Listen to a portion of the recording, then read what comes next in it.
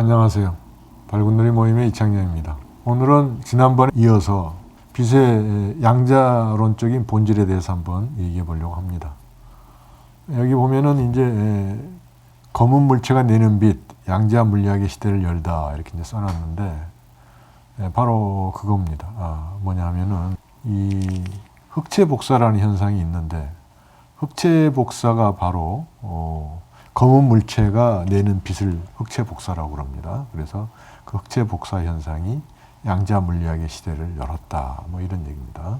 그거에 대해서 이제 얘기를 해보면은 흑체 복사 현상은 이제 19세기 말에 이미 이제 실험적으로 많이 이제 관측이 됐는데 여기서 보면은 빛의 파장이 있고 빛의 파장이라는 건 이제 색깔을 이제 구분 짓는 거죠.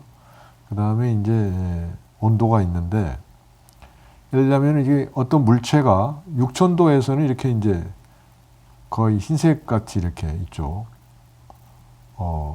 빛들이 많이 나오고, 4000도에서는 약간 노란색 빛이 나온다고 하고, 3000도에서는 이제 빨간색 빛이 이제 많이 나오는 것처럼 이렇게 빛의 분포가 이제 달라진다는 겁니다. 그러니까 어떤 물체가 특정한 온도에 있으면은 그 온도에서 나오는 빛의 분포가 달라진다는 게 이제 흑체 복사 현상인데, 왜 흑체라고 그러냐면은 만약에 우리가 이런 조그만 군형을 넣고 안에 텅 빈 이제 박스가 있다고 그러면은 요 구멍 안으로 들어간 빛은 반사돼 가지고 나오지 못하고 어디론가 흡수가 되겠죠.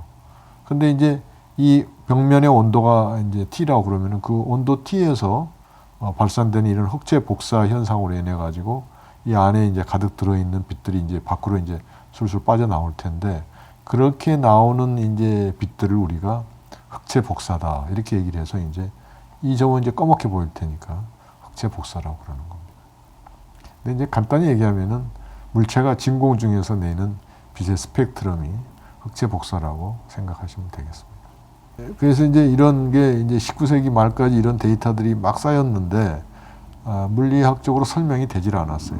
그래가지고 모든 걸 해도 안 됐는데 막스 플랑크가 1900년 12월 달에 이거에 대한 이제 설명을 한 거죠. 그 설명이 뭐냐 하면은 바로 이 양자 가설이라는 퀀텀 하이파시시스라는 이제 가정을 한 거죠. 이게 뭐냐 하면은 빛의 에너지는 연속적이 아니고 H라는 상수에다가 빛의 진동수 누, 그래서 V처럼 보이지만 누입니다.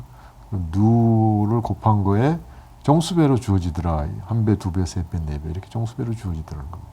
그게 이제 양자 가설인데, 그런 양자 가설을 썼더니 이런 이제 이 데이터 곡선이 완벽하게 이제 나올 수 있었다는 거죠. 설명할 수가 있었다는 거죠. 근데 이 데이터 곡선을 이제 플랑크가 실제로 찾아낸 거는 1900년 10월 달인데 2달간 열심히 이제 국리를 해가지고 이런 가정을 하니까 그런 데이터 곡선이 이제 유도할 수가 있더라. 이제 그걸 이제 보인 겁니다, 플랑크가. 그래서 이제 요 1900년 12월 14일인가요? 하여튼 요 플랑크가 양자 가설을 써가지고 이 흑체 복사 현상을 설명한 날을 양자 물리학의 벌스데이다, 탄생일이다 이렇게 이제 얘기를 하고 있는데, 어쨌든 간에 그래서 1900년 12월에 바로 양자 물리학이 이제 시작이 됐다 이렇게 얘기할 수가 있는 겁니다. 흑체 복사 현상에 의해서. 그런데 이제 이 양자 가설이라는 그 전제를 아무도 설명을 못했어요. 그러다가 1905년에 아인슈타인이 그 광전 효과를 설명하면서 거기에 대해서 이제 해석을 붙였는데, 그 광전 효과라는 거는 뭐냐 하면은 어떤 특정한 파장의 빛을 금속판에 쪼이면은 전자가 나오기도 하고 안 나오기도 하더라, 그런 얘기입니다. 똑같은 금속판인데, 그래서 예를 들자면은 금속판에다가 어떤 금속판에다가 빨간색 빛을 쪼였더니 전자가 안 튀어나오는데 파란색 빛을 쪼였더니 전자가 튀어나오더라, 뭐 이런 겁니다. 그리고 이제 또 한 가지 특성은 뭐냐면은, 자 그러면 빨간색 빛을 좀 세게 쪼이면 어떨까? 전자가 튀어나올까? 우리가 상식적으로 생각하면은 센 빛은 에너지가 세니까 나올 것 같은데 그래도 안 나오더라 이 얘기입니다. 근데 파란색 빛은 아주 약하게 해도 전자의 숫자는 적지만은 튀어나오는 전자들이 있더라 이런 얘기입니다. 그래서 이게 이제 광전 효과의 에센스인데, 요거를 이제 아인슈타인이 설명을 한 겁니다. 어떻게 설명을 했냐 하면은 그 프랑스의 플랑크의 양자 가설에서 나오는 그 기본 에너지, 빛의 기본 에너지인 H 곱하기 진동수 누를 그 빛이 알갱인데 그 알갱의 에너지가 그 바로 H 곱하기 누다. 이렇게 얘기를 한 거예요.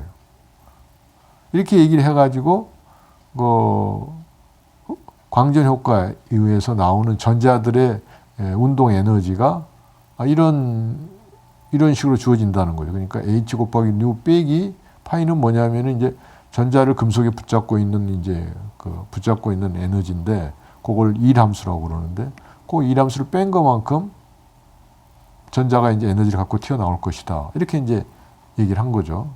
아주 간단한 공식이죠. 그런데 사람들이 측정을 해보니까 정확하게 이 공식이 맞아 들어가는 거예요. 그래서 이제 예를 들자면은 1915년에 미국의 유명한 물리학자, 실험 물리학자 밀리칸이라는 사람이 있었는데 이 사람이 이 아인슈타인의 요 광전 효과 공식을 이제 측정을 해봤더니 한치의 오차도 없이 다 맞는 거예요. 다 맞는데 다만 이 사람이 뭐라고 얘기를 했냐면은 그렇지만 다 공식은 다 맞지만은 빛이 알갱이라는 생각은 틀렸다 이렇게 얘기를 한 거예요. 믿지 않은 거죠. 왜 그렇게 얘기를 했느냐? 지난번에 그 빛의 고전적인 본질에서 얘기를 했지만은 빛은 전자기파 아닙니까? 자, 그래서 영이 그 전자기파라는 거에 알려지기 전에 간섭 실험을 통해 가지고 이게 빛이 이제 파동이라는 걸 보였지 않습니까? 그래서 나중에 약스웰의 전자기 이론에서 빛은 전자기 파동이다 이렇게 이제 확립이 된 거죠. 자, 이렇게 지금 이 빛의 간섭 실험이 아무 때나 다 보일 수가 있는 건데 빛이 파동이 분명한데 어떻게 빛이 입자냐 그런 얘기죠. 당연한 얘기죠.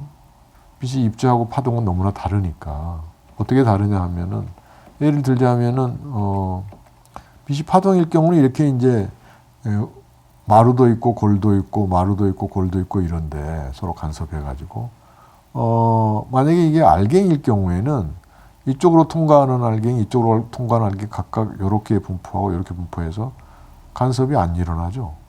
그러니까 입자하고 파동은 완전히 다를 수밖에 없는데 입자는 두 개의 문으로 통과할 수 없지 않습니까? 그러니까 당연히 다른 건데 이미 간섭 실험에 의해서 빛이 파동이라는 게 이제 항상 밝혀지고 있는데 입자라는 건 얘기를 하니까 이건 도저히 받아들일 수가 없는 거죠. 그런데 실제로 그 빛의 입자성을 뒷받침하는 실험이 우연히 컴퓨터에 의해서 발견이 됐어요. 그러니까 컴퓨터는 엑스레이를 센 엑스레이를 이제 그 어떤 금속판에 쪼였더니 거기서 전자하고 이제 충돌을 해가지고 그 금속판 안에 있는 전자하고 충돌해가지고 빛이 이제 다시 튕겨져 나오는데 그 튕겨져 나온 빛의 특성을 보니까 완전히 당구공 같은 알갱이처럼 행동하더라 이런 얘기죠. 무슨 얘기냐면은 빛이 만약에 파동이 되면은 빛의 파장이 바뀌지 않아야 되는데 고전적인 생각으로 하면은 부딪혀 나온 다음에 보니까 빛의 파장이 바뀌더란 얘기죠.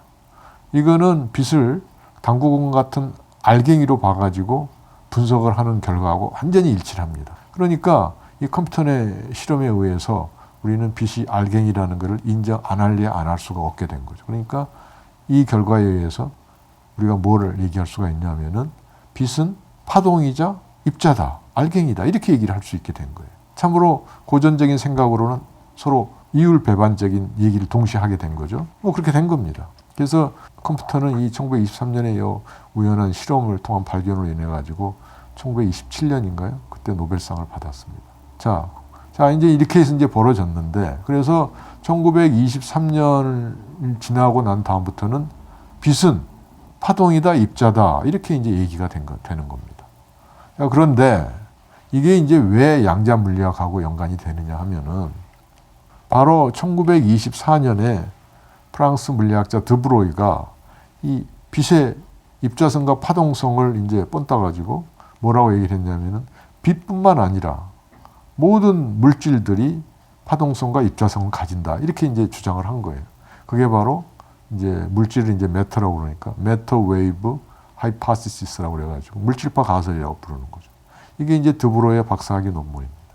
근데 이 물질파 가설도 1927년에 또 다른 미국의 두 물리학자, 데이비슨하고 거머라는 두 물리학자가 이거를 전자는 우리가 입자로 알고 있죠. 그런데 전자를 해절 실험을, 금속 그 결정에다 해절 실험을 했더니 완전히 해절 현상이 일어났어요. 그러니까 이거는 파동처럼 비입을 하는 거죠. 그래서 입자도 파동성을 갖는구나 해서 드브로의 물질파 가설이 이제 확인이 된 거죠. 이 데이비슨하고 거머도 물론 노벨상을 받았습니다. 그래서 이제 물리학적으로는 이 빛뿐만 아니라 빛은 이제 질량이 0이기 때문에 굉장히 특수한 거고 모든 질량이 있는 입자들도 파동성을 갖는다. 이게 이제 된 거죠. 이게 이제 드브로가 1924년에 주장을 한 건데 그렇게 해서 1925년하고 26년에 하이젠버그하고 슈레딩거가 각각 다른 방식으로 이제 양자역학의 이론을 세운 거죠. 그래서 양자역학 이론이 1926년까지 정립이 됐습니다. 그래서 이제 그 물질파 이론이라는 게 나와가지고 양자역학 이론이 이제 정립이 됐기 때문에 이 빛에 의한 현상, 즉 다시 말하면은 흑체 복사 현상, 물체가 내는 빛, 그 다음에 광전 효과, 이 두 가지 이제 현상이 바로 물질파 가설을 이끌고 그 다음에 슈레딩거의 그 파동 방정식을 결국은 이끌게 된 거죠. 그래서 우리는 빛에 관련된 현상이 양자 물리학이 시초를 열었다고 볼 수가 있는데 빛에 관련된 현상은 양자 물리학뿐만 아니라 상대성 이론도 이 빛에 관련된 것 때문에 나온 겁니다. 왜 그렇게 됐냐면은 뉴턴의 고전적인 관점에 의하면은 속도가 바뀔 수가 있죠. 뭐 제한이 없는데 막스웰의 고전 전자기 이론에 의하면은 빛의 속력은 딱 한 가지로 주어집니다. 누가 보더라도 빛의 속력 C로 주어지는데 그게 왜 뉴턴의 역학 이론 체계하고 배치가 되느냐, 뉴턴 이론 체계하고. 그러면은 빛의 속력의 2분의 1로 달리고 있는 우주선에서 그 진행 방향, 같은 방향으로 빛을 쏘면은 밖에 가만히 있는 사람이 볼 때는 1.5배가 돼야 될 텐데 막스웰의 고전 전자기 이론에 의하면은 여전히 한 배라는 겁니다. 빛의 속력이 변하지 않으니까 누가 보더라도. 그러니까 서로 모순되는 거죠. 서로 다른 거예요. 이거를 해결한 게 아인슈타인의 특수상대성 이론입니다. 특수상대성 이론에서는 막스웰의 전자기 이론이 맞고 뉴턴의 고전 역학적인 개념이 수정되어야 된다. 이렇게 본 거죠. 특수상대성 이론이 일반화시켜서 나온 게 이제 일반 상대성 이론이기 때문에 사실은 상대성 이론이 이 빛에 관련된 현상에서부터 출발되었다고 해도 과언이 아니죠. 그래서 빛은 현대 물리학의 두 뼈대가 상대성 이론하고 양자역학이라고 할 수가 있는데 왜 상대성 이론하고 양자역학인가? 그 두 가지 이론은 아직도 이렇게 조화가 잘 안 되고 있습니다. 뭐냐면은 일반 상대성 이론을 양자론적으로 보려고 그러면은 무한대 값이 나와가지고 모순이 생겨요. 그래서 아직까지 그렇게 물리학자들이 그걸 통합을 못하고 있는데 그래서 지금까지는 상대성 이론하고 양자론하고는 서로 이제 따로따로 이제 우리가 맞다고 보고 있습니다. 그래서 두 가지 이론이 현대 물리학의 두 뼈대를 이루는 이론인데 그 두 이론 다 보면은 이제 이 빛과 관련된 현상에서부터 생겼다고 이제 할 수가 있는 거죠. 그래서 오늘은 지난번에 빛의 고전적인 본질에 대해서 얘기를 했는데 오늘은 빛의 양자론적인 본질에 대해서 한번 얘기를 해봤습니다. 고맙습니다.